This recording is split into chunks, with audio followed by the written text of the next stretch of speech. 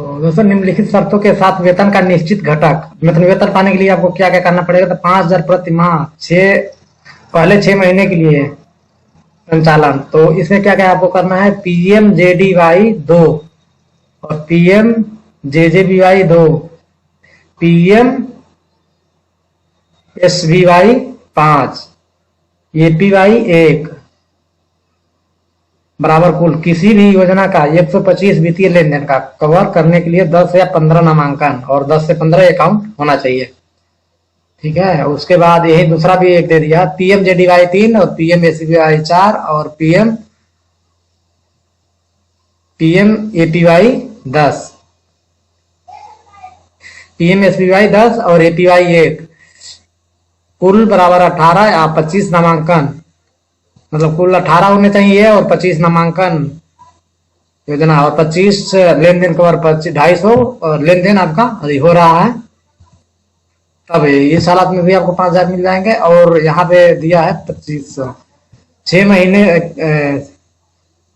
के बाद, 6 महीने के बाद आप इतना कर रहे हैं तो 6 महीने के बाद भी PMSBY 3 और PMJJBY 4 और SBY 10 और APY 1 बराबर 18, तो 25 नामांकन यदि कर रहे हैं तो इसमें आपको 25 रुपये ही दिया जाएगा, जो कि 250 लेन देन कर रहे हैं तो आपको सैलरी जो है उसको आपको 2500 रुपये ही मिलने वाला है। और उसी में JDY 6 और PMJJBY 7 और SBY 20 और APY 2 और 500 वित्तीय लेन देन करने वाले को और 20 से 50 नामांकन करते हैं, तो उस हालात में भी आपको इस प्रकार सैलरी मिल जाएगा 2500 अतिरिक्त। वहीं बात कर लिया, यदि न्यूनतम नामांकन या लेन देन के किसी भी फल रहा तो निश्चित वेतन कानून घटक 2 में बताए गए अनुसार नामांकित कर आधार पर दे। तो यहाँ पे दिया है, यदि कार्य दिवसों की संख्या 20 से कम है तो 500 रुपये की अतिरिक्त जुर्माने के तौर पे काट लीजिए। अगर ये 20 से कम अगर आपका लॉगिन हो रहा है, कार्य दिवसों में कम काम कर रहे हैं, 20 से मतलब 19 दिन काम कर रहे हैं, तो 500 रुपये के हिसाब से आपको काट लिया जाएगा, जैसे कि बता दिया गया है। और 20 दिन में 18 दिन आप काम कर रहे हैं तो 20 इंटू 2 हुआ ना, 2 दिन छुट्टी हुआ तो बताओ 1,000 रुपया आपका काट लिया जाएगा आपके वेतन से। तो इतना ध्यान रखिएगा कि कम से कम 20 दिन से ऊपर आपका लॉगिन होना चाहिए। 25 दिन था, फिलहाल आपको इसमें 20 दिन बताया जा रहा है, 20 दिन से ऊपर आपका लॉगिन होना चाहिए। और वहीं पे सुनिश्चित घटक BC को भुगतान किए जाने वाला न्यूनतम पारिश्रमिक, जहां किसी घटक को BC पारिश्रमिक निश्चित घटक के अधिक है तो निश्चित घटक का भुगतान किया जाएगा। जैसे यदि SBI खाता नामांकन, यदि नया खाता खोलते हैं तो 20 रुपये प्रति खाता आपको मिल जाएगा। और अकाउंट यदि खोल रहे हैं, न्यू अकाउंट खोल रहे हैं तो 20 रुपये आपको मिल जाएगा। वहीं नया RD खाता नामांकन कर रहे हैं यदि, तो 100 रुपया तक और 100 रुपया से लेकर 500 तक के बीच में यदि RD का कर रहे हैं तो आपको 10 रुपया कमीशन दिया जाएगा। RD जो होता है, यदि 100 रुपया से 500 के बीच में कर रहे हैं तो आपको 10 रुपया कमीशन बनेगा वहीं पे। और वहीं पे 500 RD से लेकर और 5,000 तक आप कर रहे हैं RD, तो वहां पे आपको मिलेगा 15 रुपये। और वहीं पे 5,000 से लेकर 10,000 तक कर रहे हैं तो वहां पे आपको पर इनरोलमेंट आपको 20 रुपये दिया जाएगा। और वहीं पे 30 रुपये आपको कहाँ पे मिलेगा, जब RD की वैल्यू 10,000 से ऊपर जाए, 10,000 चाहे जितना भी कर लीजिए, तो आपको 30 रुपये पर नामांकन दिया जाएगा। तो इस प्रकार से RD में इसमें कमीशन मिल जाएगा। बाकी न्यूनतम और से 12 महीने से यदि RD 12 महीने के भीतर समय से पहले बंद हो जाती है और नई खोली जाती है, तो बंद RD खोलने की तारीख से वर्ण अवधि के भीतर खोली गई नई RD के लिए कोई पारिश्रमिक नहीं किया जाएगा, ये भी ध्यान रखिएगा। और नया FD खाता को नामांकन, नया FD खाता नामांकन यदि कर रहे हैं, नया FD कर रहे हैं तो यहाँ पे 1,000 से लेके 10,000 तक कर रहे हैं तो 10 रुपया आपका कमीशन बन रहा है। और वहीं पे FD और 10,000 से ऊपर चाहे जितना भी करिए तो आपको 25 रुपया पर FD पर नामांकन मिलेगा। और न्यूनतम उम्र में 12 महीने से यदि FD 12 महीने के भीतर समय से पहले बंद हो जाती है और नया खोला जाता है, मतलब 12 महीने से पहले आपकी FD बंद कर दी जाती है, उसके बाद फिर नया खोला जाता है, तो उस हालात में आपको कमीशन जो FD का है वो से दे दिया है यहाँ पे कि 1 जून से 1 अगस्त तक 30 रुपए आपका कमीशन बनेगा, और उसमें सितंबर से लेकर नवंबर तक 22 रुपये 50 पैसे, और दिसंबर से लेकर फरवरी तक 15 रुपये, और मार्च से लेकर मई तक 7 रुपये। और वही नवीनीकरण और बंद को चालू करा रहे हैं वहीं पे, तो बीसीएस के एपीवाई आयोग में यदि नवीन नया करवा रहे हैं तो वहां पे आपको 56 रुपये प्रति एपीवाई मिलेगा, वहीं नवीनीकरण करा रहे हैं तो 25 रुपया दिया जाएगा।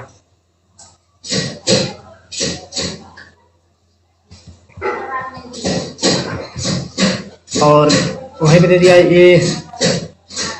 ये जिम्मेदारों की नगद।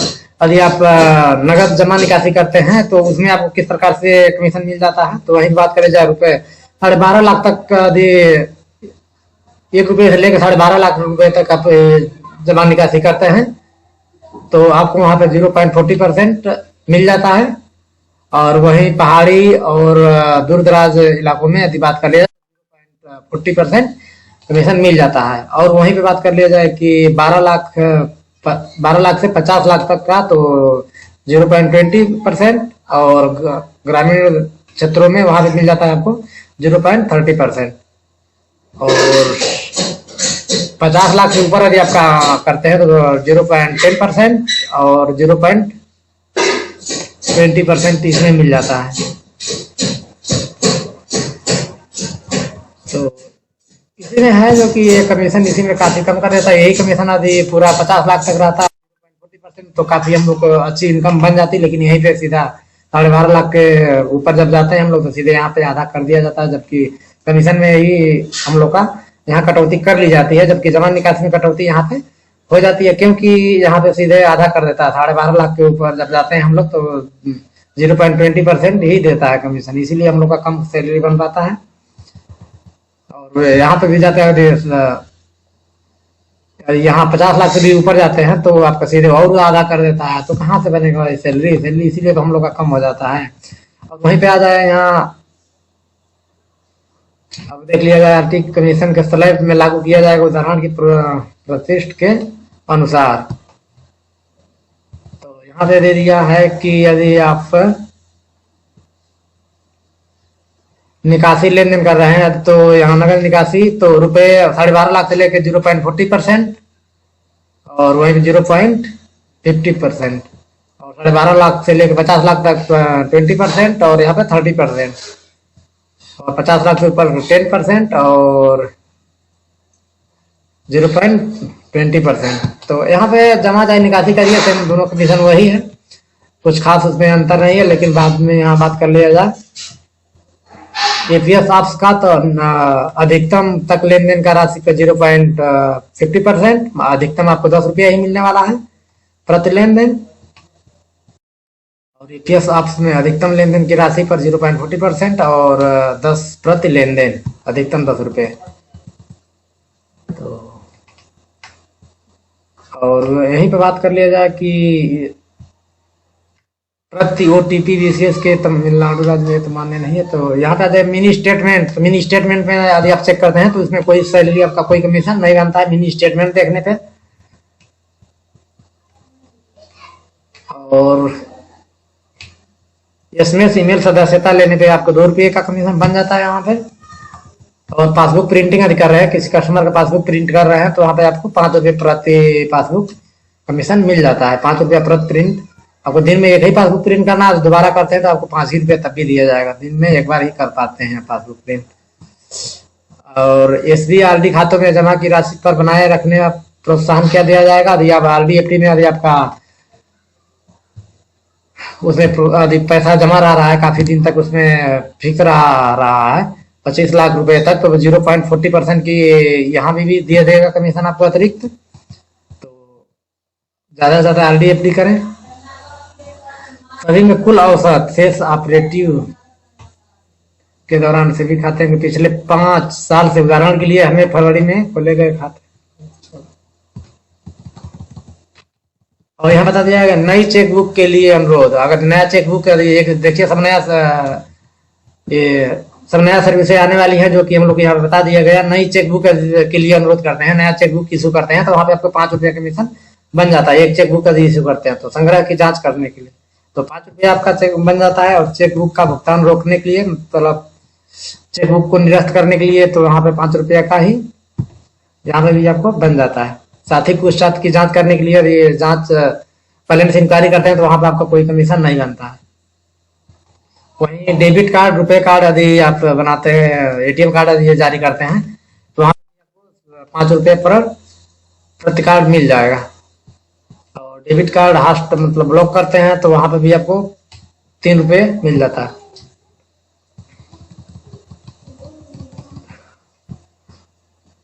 क्रेडिट कार्ड के लिए कर रहे हैं, तो क्रेडिट कार्ड के लिए लीड जनरेशन कर रहे हैं, तो वहां भी आपको प्रति कार्ड यदि जनरेट कर रहे हैं तो 5 रुपये का कमीशन, 5 रुपये से लेके 25 रुपये तक आपको कमीशन बन जाता है।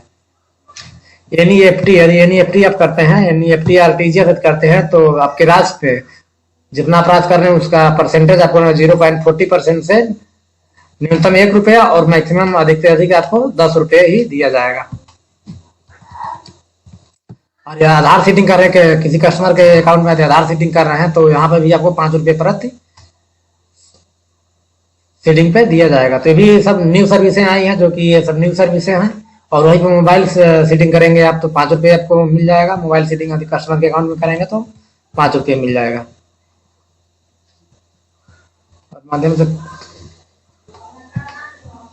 और ये दोस्तों बात कर लीजिए केसीसी रिन्यूअल की, तो प्रति मामले में नवीनीकरण के लिए 250 रुपये, नवीनीकरण करा रहे हैं किसी कस्टमर का केसीसी, तो आपको 250 रुपये प्रति केसीसी आपको दिया जाएगा। इसी प्रकार से काफी इसमें दोस्तों बहुत सारी नई सर्विसें सब आ चुकी हैं, जो कि अब मैं बताऊंगा तो काफी लंबी वीडियो हो जाएगी, लेकिन अब चलिए मैं थोड़ा कोशिश कर रहा हूँ मेन पॉइंट पे ही बात कर लिएगा। तो यहाँ पे मेन पॉइंट पे ही हम बात करने वाला है दोस्तों, ज्यादा ना ये वीडियो ज्यादा लंबी ना हो जाए, और यहीं पे बात कर लिया जाए दोस्तों की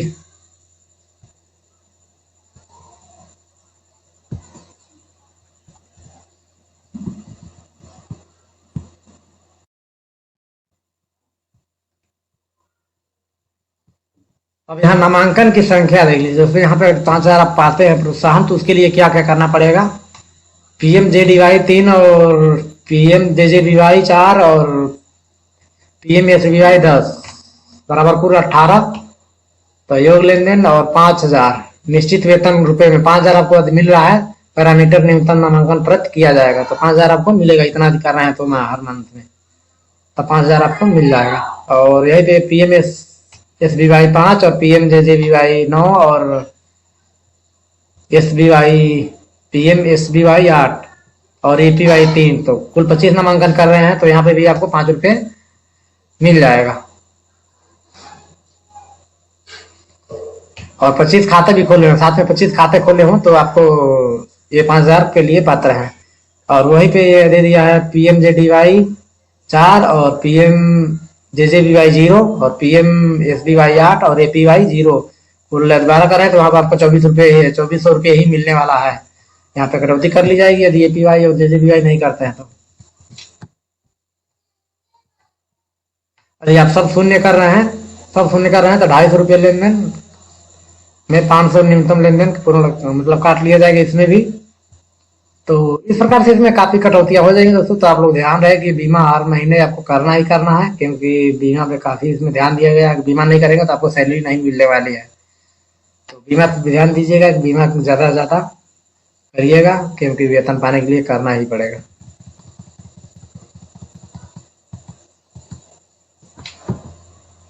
और वहीं पे PMSBY तो यहाँ पे दिया है 6 महीने के बाद वाले को लिए।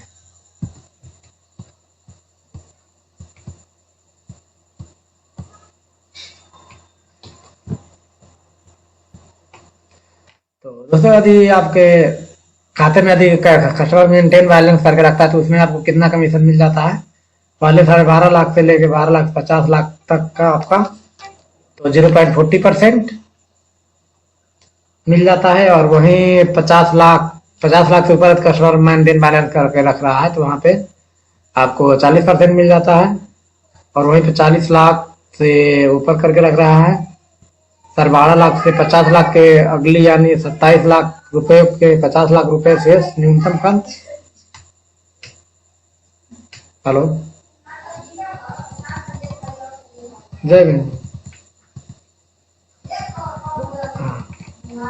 बानी घरे में। पैसा यार अकाउंट में तभी ना भाऊ वो वाला सब बैंक में बाटे, बैंक वाला लैपटॉप लाए नहीं की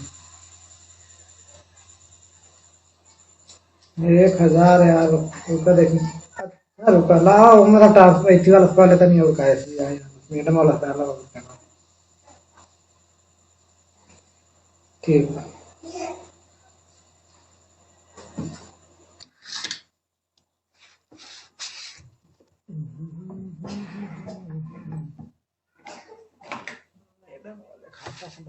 बताओ नंबर बताओ।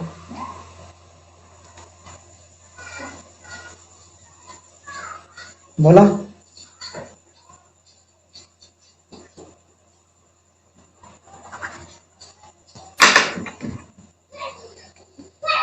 87 0 हाँ 16 125 का नाम दिखाई।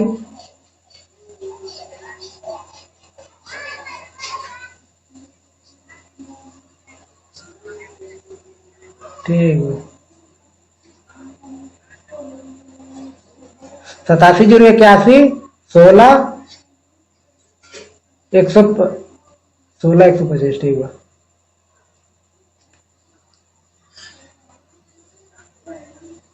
हाँ आदित्य प्रसाद ठीक चलो ठीक है दोनों देता था।